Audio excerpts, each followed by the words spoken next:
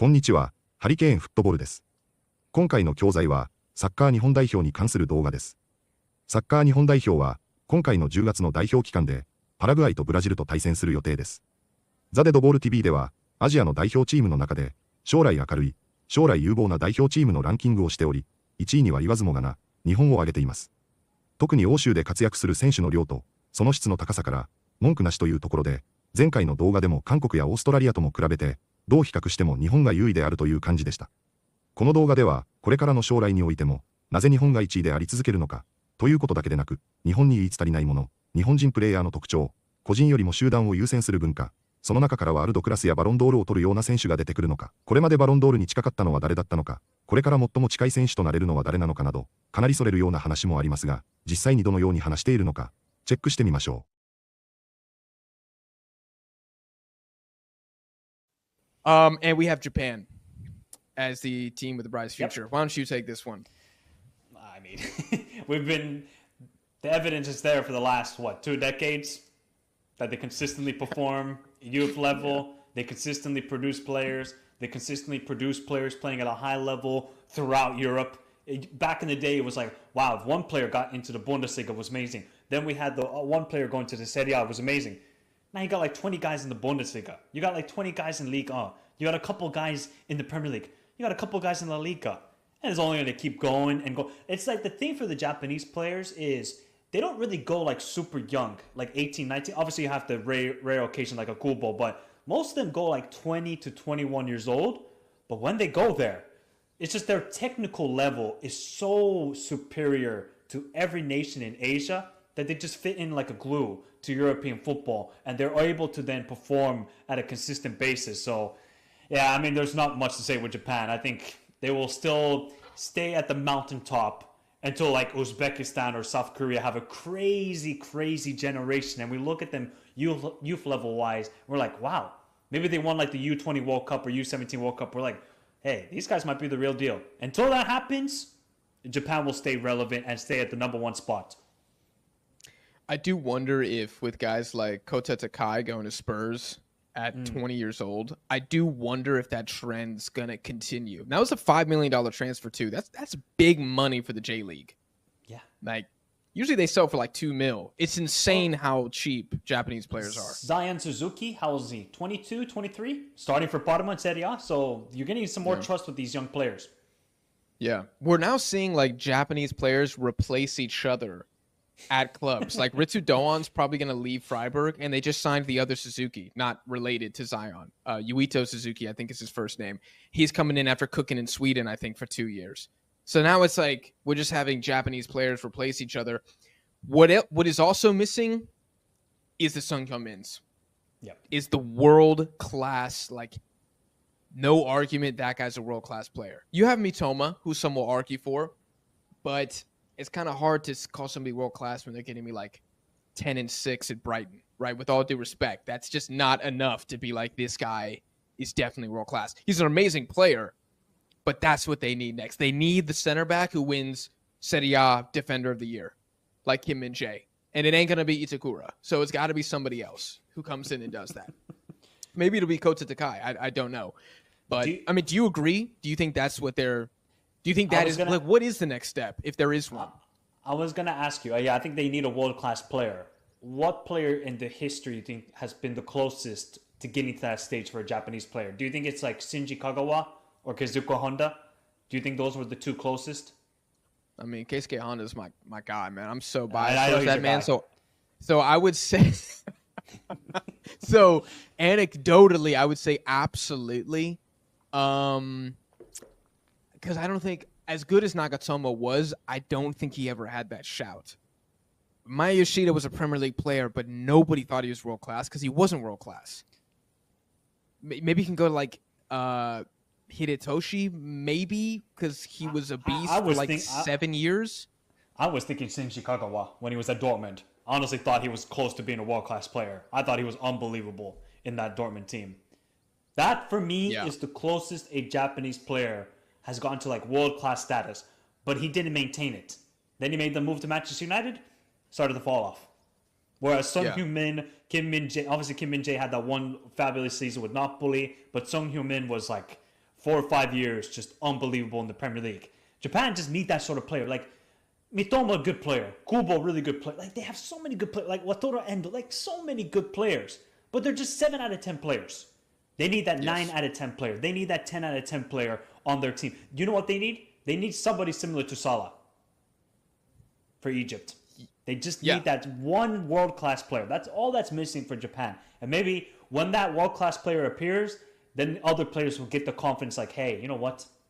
We can do this, guys. We can actually be that world-class player. We can get the Ballon d'Or shouts. Like, has there ever been a Ballon d'Or shout for a Japanese player? Guys, let me know in the comments. Has there ever been? Because I would love to know.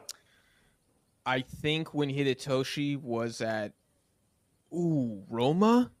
Yeah, Roma. I think he was a top 30 nominee, top 25 nominee one season. Nobody's ever broken top 10, but he was nominated in that one. I think it was I don't know if it was Roma. I think it was when he was at a smaller. Was it Parma? I don't remember all the clubs he played for. It must have been AS Roma though, because he won the league with AS Roma. Okay, maybe it was. I mean, it's either Parma. that or he went to Fiorentina too, but it wasn't. It definitely was not with Fiorentina. I agree. And like going back to Sung Hyun-min, he was so good for so long that eventually you couldn't not call him world class. That was the problem, I think, with Kagawa, where you're having like 3 years of like excellent play. But is that enough to be considered world class? Especially from a nation that's never had a world-class player before, right? You almost have to do like extra credit on the test if you're going to be the first one. Like Salah's greatness was so good you can't ignore it. Same with Sung Hyun-min. You cannot ignore a top goal scorer in the Premier League. Like, that's insane. You can't ignore top 20 all-time in assists. That's insane. We haven't seen that with the Japanese players specifically. Do you think Kubo or Mitoma is closer? Mitoma, the train is gone. He should have had that 2 years ago, 3 years ago, if he was going to reach that level.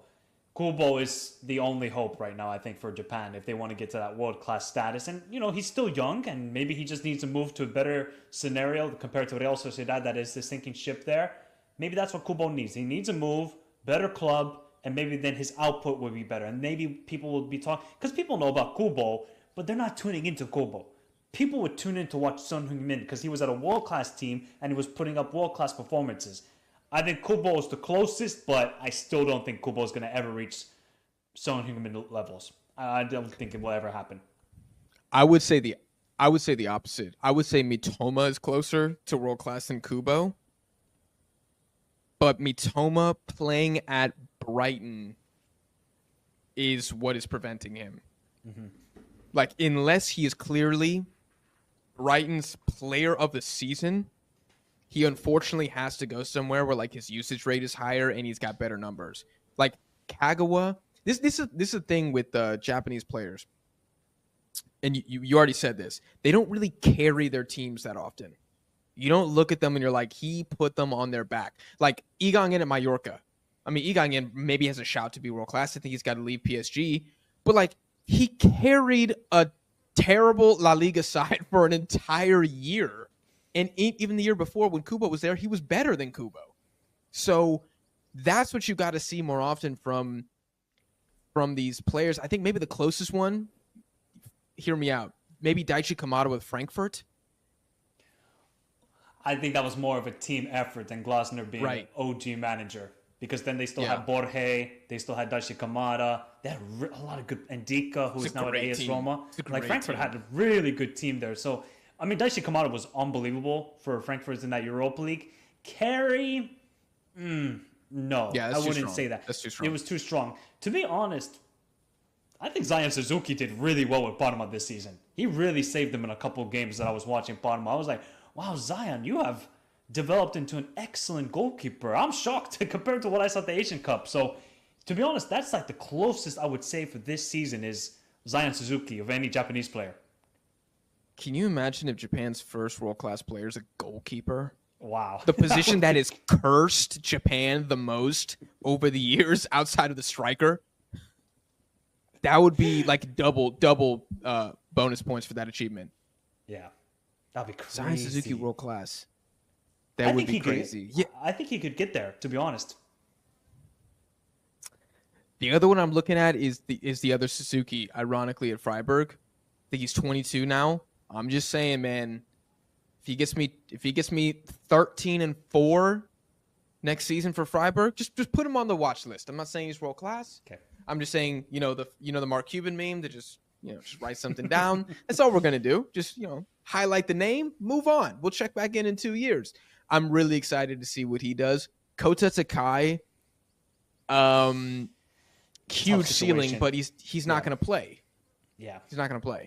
He's probably gonna get the same, go on loan to QPR for a season or two. Oh, I just shuddered a little bit when you said that. God. I mean, that's what's gonna happen though. He's not gonna start at Tottenham. He's just gonna be a partner with Danso, maybe. Do you think Japan's cultural focus on group versus individual is why they haven't had a world-class player? Yes, I do agree with that. I feel like because there's such, it's culturally that they do everything as a unit and we build as one. But you gotta have that sort of individual magic about you. You gotta have that sort of arrogance. They need an arrogant player. I wouldn't say Song Heung-min is really an arrogant player, but he kind of plays like it. They need that sort of player that plays with an arrogance about him. I would say Lee Gang-in is. Yeah, I would say Lee Gang-in is an arrogant character, footballer. Mitoma is in a good way. No, you know what? Kubo is kinda is. He's got that mean streak about him, Kubo. Yeah. But I think that's because he's been in Spain for so long. He's kind of developed that Spanish side to him. So he's probably the least culturally Japanese guy is the biggest asshole on the team. Coincidence? I don't know. Maybe Zion Suzuki could be that as well. But yeah, I think that's what they kind of need. They just need that more arrogant side to them where you got to show it a little bit. Maybe that's what they need. I don't know what the answer will be for Japan. Eventually, something magical is going to happen, and they're going to get that world-class player, and he's going to be top 20 in Ballon d'Or. We just don't know which player that is. Maybe he still hasn't shown his true talents yet anywhere in Europe or even in Japan. But that player will soon arrive. It will happen eventually. Yeah, it will. And it'll be a great day. I mean, every time the AFC gets a world-class player, that's it. Can you imagine when we're going to get, a Saudi world-class player? Or Australia's never had a world-class player, but they've had Harry Kewell was pretty close. Tim Cahill was pretty close, I would say. Those two guys were unbelievable. Mark Schwarzer was unbelievable too. Yeah, I was thinking Cahill. Viduka. I wouldn't call him world-class. Viduka, he was close, Mark though. Viduka, yeah. They were close. Very, very, I would say elite players. World-class. We'll have to get some Aussies on to talk about that. I don't know. I don't know if they consider them world-class, actually. Maybe they're humble about it. Let's see. I mean, Americans think Tim Howard was world-class. I don't know if you... Hey, at that 2014 World Cup, I would say world-class, bro. I thought he was the GOAT. Hey, dude, Secretary of Defense. Never forget the Belgium game, which the U.S. eventually lost, but still, what a performance, man. That's crazy. What was it, 13 saves or something? 16. 16? 16 saves, yeah. I remember that one save he made. I think it was an extra time on KDB with his foot. I was like, no, stop it, bro. This is too much here. Turn off the game, dude. This is too much. Turn off the game. Do you think, last question, do you think a Japanese or Uzbek will be world-class first? I was going to ask you that. I was thinking in my head. I was like, okay, which one should I ask? I would still go with Japan. Indonesian or Japanese? No, I'm kidding. Indonesian, Japanese.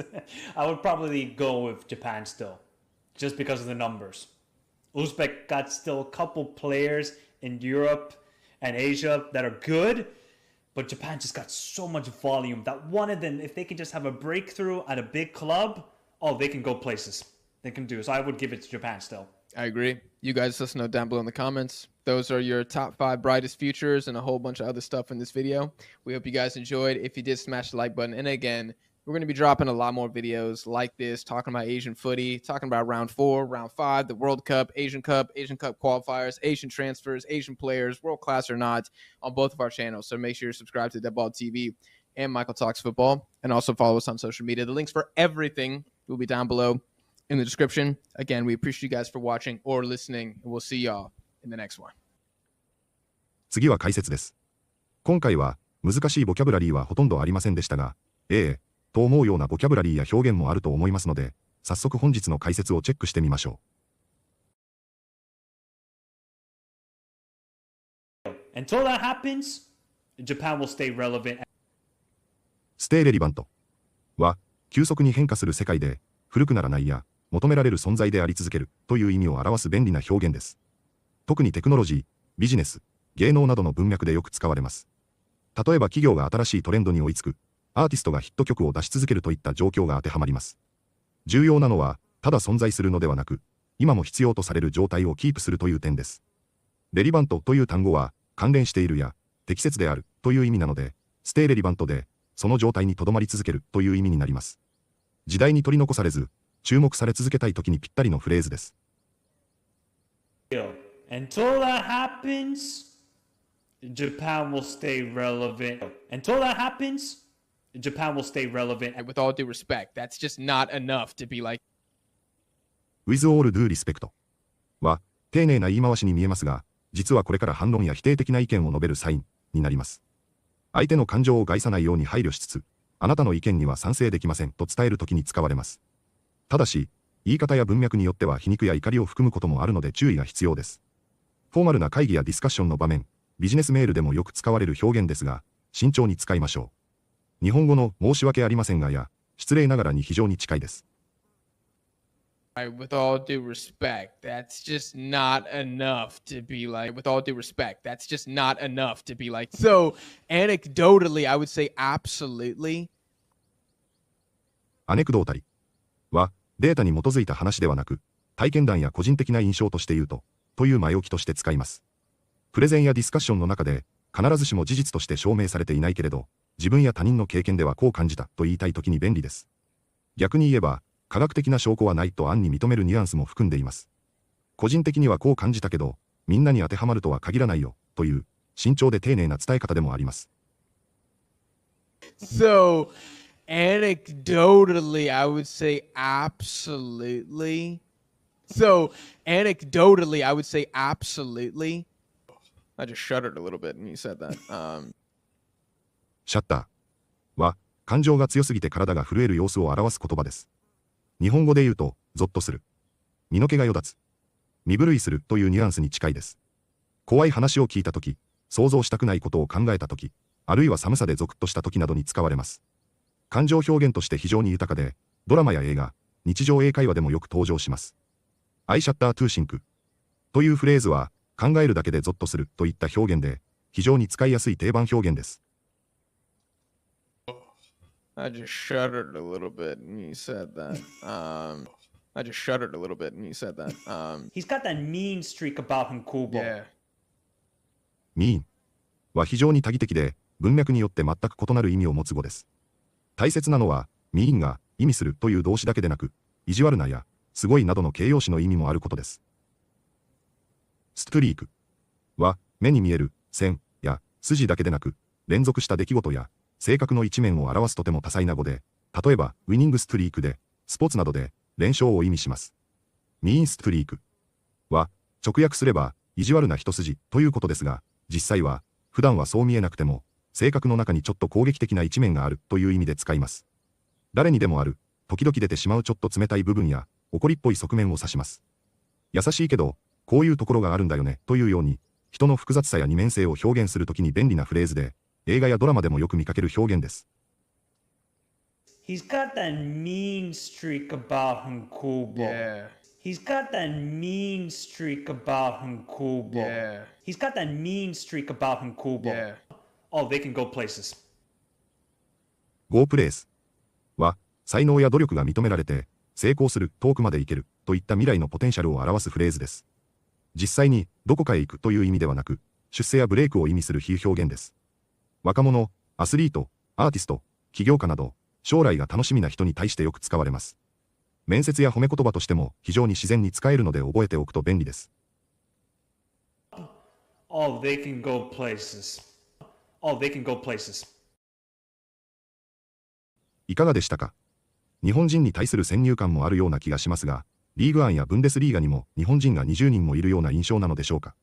実際には、そこまでの数ではありませんが、5大リーグでも日本人が何人もいる、という印象は強いのでしょう。個人的には、久保や三笘だけでなく、日本人は日本人らしく、チームに貢献するようなプレーを優先することが大前提にありつつ、チームプレーでも光った昨シーズンのデンベレや、テクニックで圧巻したモドリッチのようなタイプの日本人バロンドーラーが、近い将来、誕生することを想像し、期待しています。それでも間違いなく、ワールドクラスと言えるほどの選手が、実際には現時点ではいないとも思いますので、そういう意味で、久保建英と三笘薫には、どうしても移籍してほしいと願っていましたし、それを阻むようなものが何だったとしても、それは彼らの将来を潰す可能性があるものだという意味では苦言を呈したいくらいですが、それぞれがまたこれからさらに良い選手になり、活躍してくれることを、心から応援したいと思います。本日もご視聴いただきありがとうございました。またすぐにお会いしましょう。